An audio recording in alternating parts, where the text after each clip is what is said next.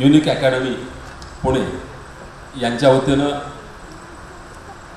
PSI परीक्षेमध्ये pass झालेल्या उत्तीर्ण झालेल्या यशवंतांचा सत्कार समारंभ या ठिकाणी आयोजित केलेला आहे। या ठिकाणी उपस्थित असलेले युनिक अकॅडमीचे संचालक आदरणीय तुकाराम जाधव सर, त्यांचा सर्व टीचिंग स्टाफ, ज्यांनी यश मिळवलं ते सगळे यशवंत आणि ध्रुवबाळासारखं सोनेरी स्वप्न उराशी बाळगून स्पर्धा परीक्षेची तयारी करणाऱ्या सर्व मित्र आणि मैत्रिणींनी, आज खऱ्या अर्थानं तुकारामांचा एक अभंग आहे, त्यात असं म्हटलेलं आहे की याचसाठी केला होता अट्टहास, की आपण स्पर्धा परीक्षेमध्ये अभ्यास करत असताना यश संपादन करावं। यश संपादन झाल्यानंतर आपण ज्या शिक्षण संस्थेचं मार्गदर्शन घेतलेलं आहे, ज्या क्लासचं मार्गदर्शन घेतलेलं आहे, त्या क्लासकडून सत्कार घ्यावा ही प्रत्येकाची अपेक्षा असते। आणि ज्यावेळी आपण सत्कार स्वीकारत असतो, टाळ्यांचा कडकडाट होत असतो, तेव्हा मनामध्ये नक्कीच हीच भावना असते की याचसाठी आपण अट्टहास केलेला होता, की ज्याच्यासाठी आपण 3-4 वर्ष आयुष्यातली खर्च केलेली होती त्याचं काही ना काहीतरी सार्थक झालेलं आहे असं आपल्याला त्या ठिकाणी वाटत असतं। मित्रांनो, यश म्हणजे अंतिम पराभव हे मी वाक्य सुरुवातीला युनिक अकॅडमीमध्ये शिकलेलो होतो। यश मिळालं म्हणून आपण त्या ठिकाणी थांबायचं नाही, तर आपण आपली वाट ही नेहमीच पादाक्रांत करत राहायची। आज तुम्ही PSIच्या परीक्षेत यश मिळवलेलं आहे, उद्या जर त्याच्याही पेक्षा MPSC मध्ये जाऊन तुम्हाला DYSP होता आलं, UPSCतून IPS होता आलं, IAS होता आलं, किंवा आपली दुसरी कोणती पोस्ट जर मिळेपर्यंत हा संघर्ष बिलकुल थांबता कामा नये। हा संघर्ष अविरत पुढे चालला पाहिजे। कारण आपण जर क्षणभर यश मिळालं त्यात सुकावलो, कारण मग ते डबक्यातल्या पाण्यासारखी आपली अवस्था होऊन जाते। जीवनामध्ये यश मिळवण्यासाठी आपण नेहमीच प्रवाही असलं पाहिजे, सतत ज्ञानसंपन्न असलं पाहिजे। यासाठी आता केवळ PSIचा यश मिळालं म्हणून समाधान मानू नका, तर त्या पुढचा हे अभ्यास हा सातत्यपूर्ण रीतीने पुढे चालू आहे। कारण कुछ किए बिना जय जयकार नहीं होती, कोशिश करने वालों की हार कभी होती नहीं। त्यामुळे तुमचा प्रयत्नवादाची वृत्ती हीच तुमच्या आयुष्याचा खऱ्या अर्थानं गाभा असतो। मी युनिक अकॅडमीमध्ये सुरुवातीच्या काळामध्ये जायचो, त्या ठिकाणी त्यावेळी संचालक जे होते त्यांच्या दरवाजाच्या बाहेर एक पाटी लागलेली होती। दरवाजा उघडण्याच्या पूर्वी तो बोर्ड वाचायचा म्हणून पुढे जायचो, तिथं असं लिहिलेलं होतं की ओले मोळ भेदे खडकाचे अंग, अभ्यास असं सांग कार्यसिद्धी। याला सरांना ते आठवत असेल। म्हणजे आम्ही नेहमीच जेव्हा तिथं जायचो, प्रश्नपत्रिका तपासायला जायचो, एक तुकारामांचंच ते वाक्य होतं, ओले मोळ भेदे खडकाचे अंग, अभ्यास असं सांग कार्यसिद्धी। म्हणजे कठीण खडकाला फोडून पाण्याचा शोध घेण्याची वृत्ती जशी एखाद्या वनस्पतीची असते, तोपर्यंत म्हणजे जोपर्यंत पाणी मिळत नाही तोपर्यंत कठीण खडक फोडून मुळं वनस्पतीची त्या ठिकाणी जातात, तसाच आपला अभ्यास, आपलं जे एम आहे, जोपर्यंत पाणी सापडत नाही तोपर्यंत आपला अभ्यासाची वृत्ती ही अखंडितच ठेवली पाहिजे। जरी आपण आज PSI झालो तरी जीवनातला एक टप्पा आपण पार केलेला आहे। आता याच्यानंतर तुमचं नाशिकचं 1 वर्षाचं ट्रेनिंग होईल, त्यानंतर 1 वर्षाचं प्रोबेशन होईल आणि प्रोबेशन नंतर तुम्ही जॉईन व्हाल। आपण या प्रशासनामध्ये आलेलो आहोत। प्रशासन हे एक समाजसेवेचं उत्तम माध्यम आहे।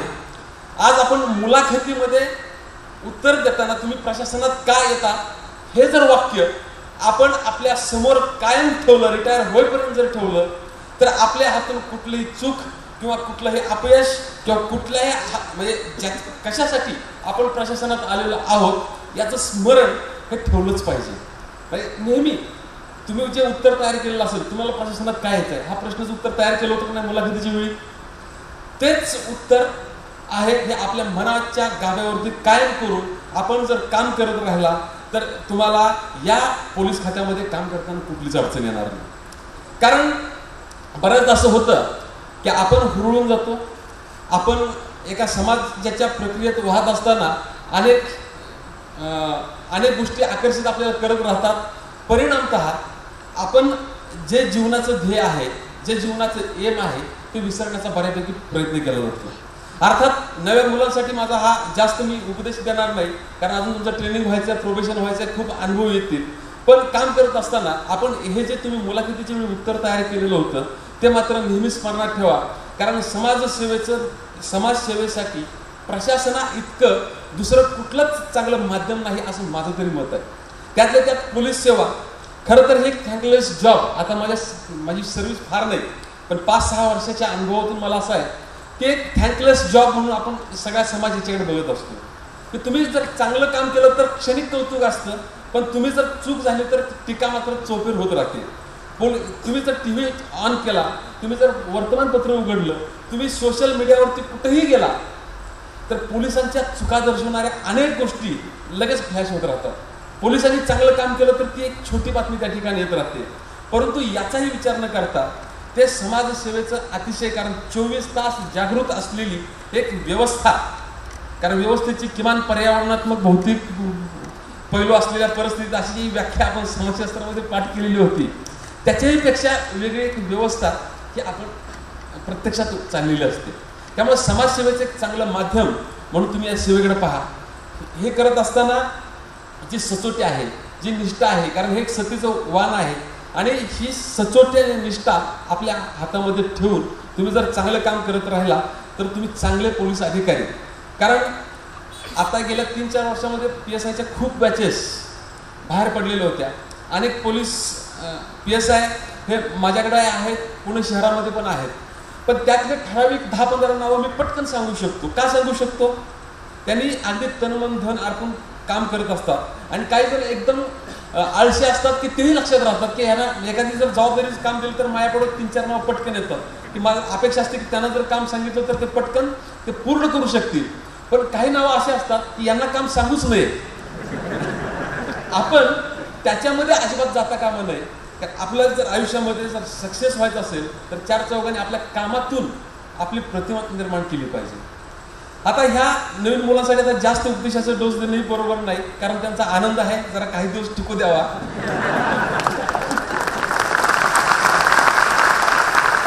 मात्र स्पर्धा परीक्षेची जी तयारी करणारे विद्यार्थी आहेत त्यांच्यासाठी माझं सांगणं एकच राहील, असाध्य ते साध्य करीत असं कारण अभ्यास असं जे वचन आहे. तुम्ही स्पर्धा परीक्षांचा अभ्यास करत असताना म्हणजे आम्ही नेहमी असं तेव्हा गमतीनं म्हणायचो की स्पर्धा परीक्षांचा अभ्यास करणाऱ्यांच्या मध्ये 2 वर्ग असतात. एक स्पर्धा परीक्षांची तयारी करणारे, दुसरे अधिकारी होणारे.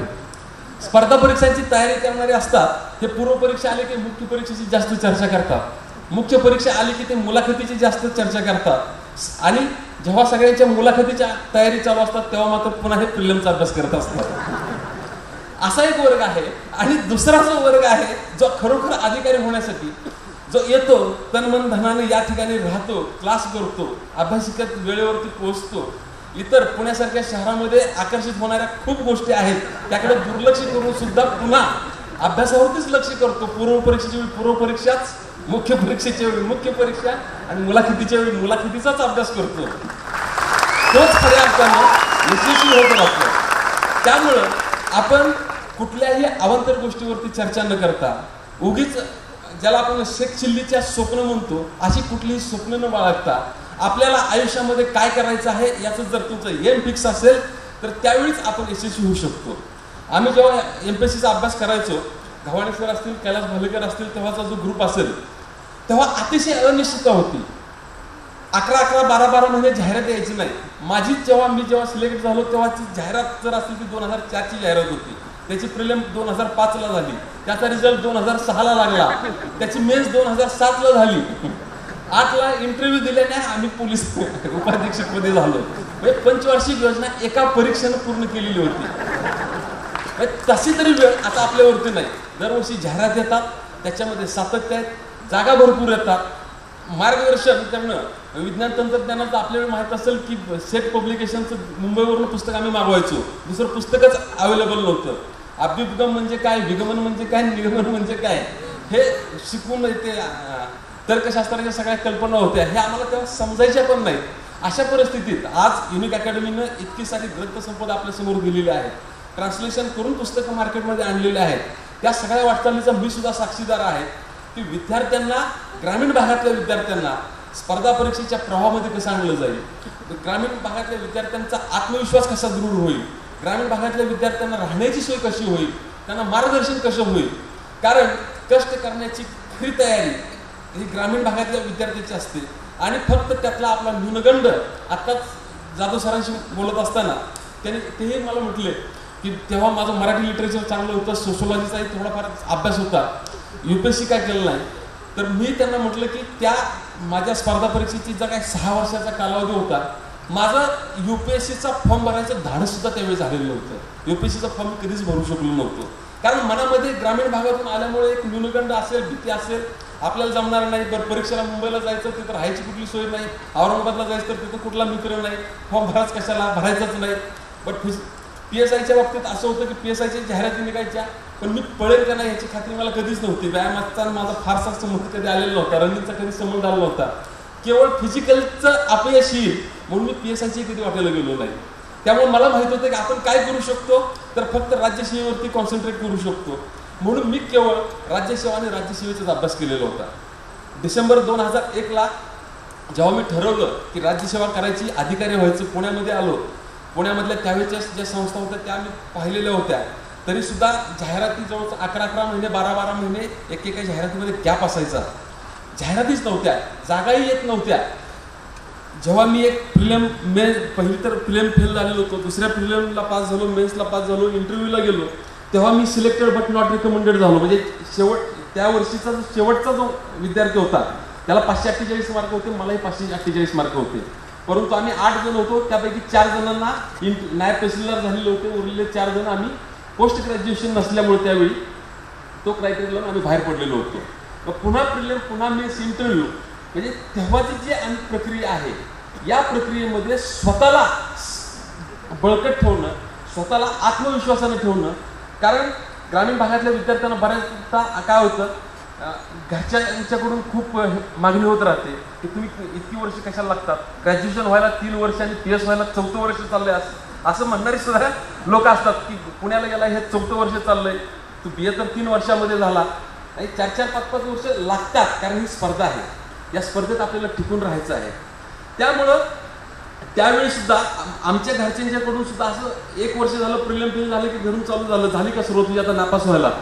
मग ते जे असतं त्याच्यातून, कारण घरच्यांची अपेक्षा वेगळी असते, समाजाची अपेक्षा वेगळी असते, नातेवाईकांची अपेक्षा वेगळी असते, आपल्या मित्रमैत्रिणींची सगळ्यांची अपेक्षा वेगळी असते. आपण तर असं मगाशी जे वाक्य वापरलं, ध्रुव बाळासारखं एक स्वप्न घेऊन पुण्यामध्ये आलेलो असतो की आता आपण अधिकारी होणार आहे, आता आपण PSI होणार आहे, आता आपण काहीतरी होणार आहे. एखादं अपयश आलं की आपले मित्र यशस्वी झालेले असतात किंवा कोणतरी ओळखीचे यशस्वी झालेले असतात, आपण परत दुःखी होत राहतो. परंतु या सगळ्या प्रक्रियेमध्ये आपला जर आत्मविश्वास कमी झाला, आत्मविश्वास ढळला, तर तुम्हाला जगातलं कोणतंही औषध तो आत्मविश्वास आणून देणार नाही. त्यामुळे तुमचा कॉन्फिडन्स हा तुम्हीच ठेवला पाहिजे. पुण्यासारख्या शहरामध्ये चांगली चांगली व्याख्यानं होतात, चांगले चांगले परिसंवाद होतात, चांगले चांगले चर्चासत्र होतात. वसंत व्याख्यानमालेसारखं एक व्याख्यानाचा महापूर या ठिकाणी चाललेला असतो. चांगली चांगली नाटकं पुणे शहरामध्ये येतात, फिल्म फेस्टिवल येतात. म्हणजे इतकं सगळं पुणे सांस्कृतिक राजधानी म्हटलं जातं. त्याचा वापर आपला आत्मविश्वास आणि आपला आत्मविश्वास टिकवण्यासाठी किंवा नैराश्य घालवण्यासाठी जरूर केला पाहिजे. मी आमच्या काळामध्ये शिवाजीराव भोसले, कुमार केतकर, धर्माधिकारी सर यांची कधीच व्याख्यानं आम्ही चुकत नव्हतो. कुठं असेल तिथं. मी तर राहायला टिळक स्मारक मंदिराच्या जवळ होतो. फुकट असलेलं एकही नाटक त्या 5 वर्षामध्ये मी सोडलेलं नव्हतं. म्हणजे आपण हे मी कशासाठी सांगतोय की ह्या सगळ्या प्रक्रियेमध्ये कधीतरी तुमच्या निराशेचे क्षण येत राहणार आहेत. त्याच्यावरती मात करून, कारण मी पुण्यासारख्या शहरामध्ये असताना जेव्हा असे कधी प्रसंग आलेले होते, आमचा एक ग्रुप होता आणि त्या ग्रुपनं असं ठरवलं होतं की पहिली प्रिलिम झाल्यानंतर घरूनच पैसे घ्यायचे नाही. घरून पैसे न घेता पुण्यामध्ये बुद्धिवादी मार्गाने जे काय करता येईल त्या गोष्टी करायच्या. मी इथं होम ट्युशन्स घेतलेले होते, क्वेश्चन पेपर तपासायचं काम केलेलं होतं. या ठिकाणी स्वतः हॉस्टेलवरती राहत होतो, तिथंच मी मराठीच्या बॅचेस आधी चालू केलेले होते व्याकरणाच्या. नंतर दुसऱ्या एका क्लासशी संपर्क करून मी क्लासमध्ये मराठी व्याकरण शिकवायला घेतलेलं होतं. इतिहास चांगलं होतं म्हणून मी इतिहास शिकवायला लागलेलो होतो. सोशोलॉजी ऑप्शनल शिकवायची म्हणून सोशोलॉजी शिकवायचो. मराठी लिटरेचर काही वर्ग त्याचे पण घेतलेले होते. म्हणजे स्वतःचा जो आर्थिक स्रोत आहे, वर्तमानपत्रामध्ये मी पुस्तक परीक्षण करायला लागलेलो होतो, काही लेख लिहायला लागलेलो होतो, म्हणजे स्वतःला म्हणजे रचित जाण्याची जी गोष्ट आहे. नारायण सुर्वेंची एक फार सुंदर कविता आहे, आम्हाला माझी विद्यापीठ या काव्यसंग्रहामध्ये, की कळप करून ब्रह्मांडात हांबरत हिंडलो नाही, कळप करून ब्रह्मांडात हांबरत हिंडलो नाही, स्वतःला रचित गेलो ही सवय कधी गेलीच नाही. म्हणजे स्वतःला रचित जाण्याची सवय जी आहे ही आपल्या आयुष्यामध्ये स्पर्धा परीक्षेची तयारी करणाऱ्या सर्व विद्यार्थ्यांनी सुद्धा लक्षात ठेवली पाहिजे. जे यशस्वी झालेले आहेत त्यांनी सुद्धा स्वतःला रचित जाण्याची गोष्ट, PSI झालं म्हणजे नाही, मी माझ्या स्वतःच्या कर्तृत्वाच्या विटा अशा रचेन की त्याच्यातून एक चांगली उत्तम अभ्यासाची भिंत तयार करेल, याचा विचार आपण केला पाहिजे. कारण आपण जर पाहिलं की 2-2 डिग्र्या घेतलेल्या असतात, 1-1 डिग्री घेतलेली असते, परंतु आपला आत्मविश्वास वाढत नाही. मात्र पक्षाची जी पिलं असतात ती पक्षी पिलाला जन्म देते, 4 दिवस भरवते, प्रेम करते, माया करते, आणि एक दिवस असं येते की पक्षी आपल्या पिलाला ढकलून देते, ते पक्षी पंख हलवतं आणि आकाशामध्ये विहार करतं. पण माणसाचं लेकरू मात्र 4 डिग्र्या संपादन करून सुद्धा स्वतःच्या हिमतीवरती पंख पसरून आकाशात विहार करू शकत नाही, कारण आत्मविश्वासाचा त्याला अभाव असतो. आज समोर बसलेले यश मिळालेले असतील, आमच्या बॅचचे विद्यार्थी असतील किंवा गेल्या 10 वर्षामध्ये यशस्वी झालेले विद्यार्थी पहा, सगळ्यांची पार्श्वभूमी कोणी असं गर्भश्रीमंत नव्हतं, कोणी असं चांगल्या उत्तम अगदी बंगल्यातून आलेलं नव्हतं, तरी सुद्धा हिथं येऊन कष्ट करून, काबाड कष्ट करून किंवा हे जे यशाचा मूलमंत्र पुस्तक वाचला तरी लक्षात येईल, याच्या पाठीमागं प्रत्येकाच्या पाठीमागं एक प्रेरणा, एक आत्मविश्वास आणि त्याच्यासाठी आवश्यक असणारे कष्ट, ह्याच गोष्टी तुम्हाला यश मिळवू देतील. कुठल्याही चर्चेतून, कुठल्याही इतर कुठल्या प्रेरणेतून तुम्हाला तो मार्ग यशापर्यंत कधीच नेऊ शकणार नाही. म्हणून पहिल्यांदाच म्हटलं की यश हा एक अंतिम पराभव असतो. यश मिळालं म्हणून कधी थांबायचं नाही. स्वतःला रचित जाण्याची गोष्ट जी आहे ही गोष्ट आपण कधी नेहमीच केली पाहिजे. दुसरं आहे की पराभव तर येतच राहणार. उलट MPSCच्या विद्यार्थ्यांना अपयश हे येतच राहतं, कारण पूर्व परीक्षेला त्याचा रेशो वेगळा असतो, मुख्य परीक्षेचा रेशो वेगळा असतो, इंटरव्ह्यूचा रेशो 1:3, 1:4 असा रेशो असतो. म्हणजे एक जितके यशस्वी होतात त्याच्या कितीतरी पटीनं काय होत राहतात, अपयश होत राहतात. त्यामुळे एक युद्ध मी जिंकलो तरी मला अजिंक्य केलं माझ्या पराभवाने, असंच आपल्याला त्या ठिकाणी म्हणावं लागतं. एक युद्ध जिंकावं लागतं, तरी सुद्धा अजिंक्य आपण कशामुळे होत राहतो, आपल्या पराभवांच्यामुळे त्या अपयशाची किंमत ही होत राहते. त्यामुळं स्पर्धा परीक्षेची जी लोक तयारी करतात त्यांनी जाणीवपूर्वक आपलं एम, आपल्याला काय व्हायचं आहे, त्यासाठी काय करावं लागेल याची खरोखर एक रूपरेषा मनामध्ये तयार करा. चांगल्या चांगल्या युनिक अकॅडमीसारख्या संस्था ह्या तुम्हाला त्या ठिकाणी मार्गदर्शन करीत राहतील. आणि त्या प्रेरणेनं म्हणजे मला एक गजानन पेंढारकरांची चांगली गोष्ट आठवते. त्यांचा एक लेख वर्तमानपत्रामध्ये आलेला. त्यांनी गजानन पेंढारकर हे नाव बऱ्याच जणांना माहीत असेल नसेल, विको टर्मरिक हे नाव माहीत आहे. विको उद्योग समूहाचे जे मालक आहेत त्यांची मुलाखत ऐकत होतो. त्यांनी एका मुलाखतीत फार चांगली गोष्ट सांगितली की त्यांनी एक चित्रकलेचा क्लास त्यांच्या वडिलांनी लहानपणी लावायला सांगितलेला होता. ते पेंढारकर त्या चित्रकलेच्या तासाला गेले. ते 5वी-6वीत असतील. पेंढारकरांना त्यांच्या चित्रकलेच्या गुरुजींनी सांगितलं की तू एक चित्र काढ, पाण्याने भरलेली बादली काढ म्हटले. पेंढारकरांना प्रश्न पडला की नाही ही आता बादली कशी काढायची, म्हणून त्यांनी वर्तुळ काढलं, गोल काढलं, काही काढलं, उभ्या आडव्या रेषा दिल्या. चित्रकला त्यांना माहीत नव्हती किंवा चित्रकलेचं फारसं त्यांना ज्ञान नव्हतं. त्यांना ते थोडंसं न्यूनगंड वाटलं की गुरुजींनी साधी गोष्ट सांगितली की बादलीचं चित्र काढायला, आपल्याला तर चित्र काढता येत नाही, काय करायचं. म्हणून तो कागद घेतला, गुंडाळला आणि खिशात ठेवला. ते असं मुलाखतीत पुढे म्हणतात की गुरुजी माझ्या जवळ आले, गुरुजीने माझ्या खांद्यावरती हात ठेवला. ते म्हणाले बाळ तू कुठलं चित्र काढलंय मला सांग. म्हणून मी ते चुरगळलेला जो कागद होता तो कागद असा पुढे दाखवला आणि पुढे दाखवल्यानंतर त्याने ते पाहिलं. काय नाही म्हणाले बाळ तू बादलीकडे जाण्याचा तुझा प्रवास जो आहे अतिशय चांगला आहे, काहीच चुकलं नाही, हे बघ. मग त्यांनी काळा पेन घेतला, त्याचे काट काढायला सुरुवात केली. निळा पेन घेतला, मधलं पाणी काढायला सुरुवात केलं. दुसरा कलर घेतला, त्यांनी बादलीच्या काडा काढल्या आणि बघता बघता त्यांनी काय केलं, पाण्यानं भरलं बादलीत चित्र काढलं. ते मुलाखतीत शेवटचं वाक्य अतिशय चांगलं त्यांनी म्हटलेलं आहे की आयुष्यामध्ये एखादं आपण चित्र मनामध्ये स्वीकारतो ते नेहमीच चित्र विचित्र होण्याची शक्यता असते, पण त्याच्यामध्ये जर चांगल्या विचाराने जर रंग भरायला सुरुवात केली तर ते चित्र हे अतिशय सुंदर सुबक होत राहतं. आपणही असंच मनामध्ये जरी चित्र विचित्र चित्र कधी दिसलं तर तुम्ही त्याच्यामध्ये वेगवेगळे रंग भरत चला आणि त्याच रंग भरलेल्या आयुष्यातून तुमचं आयुष्य सुद्धा खूप सुंदर होईल, समृद्ध होईल. आयुष्य हे यशाकडे जाईल. हेच रंग भरण्यासाठी माझ्याकडून तुम्हाला सदिच्छा, शुभेच्छा. जय हिंद, जय महाराष्ट्र.